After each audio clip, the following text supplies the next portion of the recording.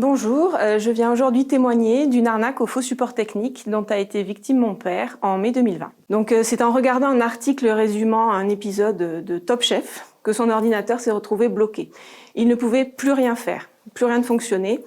Une fenêtre s'est soudainement affichée avec un logo Microsoft et qui mentionnait que son antivirus était trop faible et qu'il fallait appeler un numéro commençant en 09. Donc mis en confiance par le logo Microsoft, il a appelé le numéro. Une femme avec un accent indéterminé très léger lui a répondu. Elle lui a dit que son antivirus était trop faible et lui en a proposé un de Microsoft avec un montant de départ de 250 €. Donc tout en faisant cela, la personne a fait faire à mon père des manipulations lui permettant de prendre le contrôle de l'ordinateur.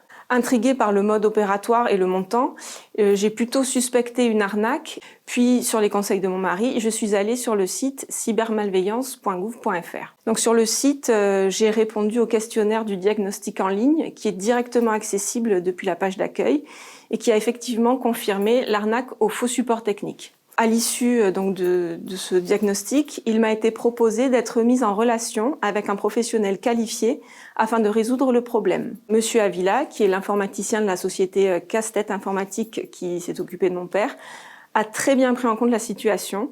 Il a fait preuve de beaucoup de compréhension et de pédagogie. Il m'a tenu au courant de toutes ses interventions au fur et à mesure. Les visites à domicile, la récupération du matériel, la signature des devis.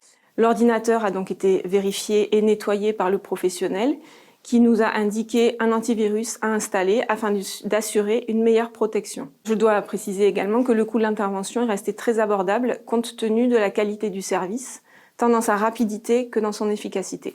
Je vous remercie de votre écoute et en espérant que ce témoignage puisse rendre service à d'autres personnes.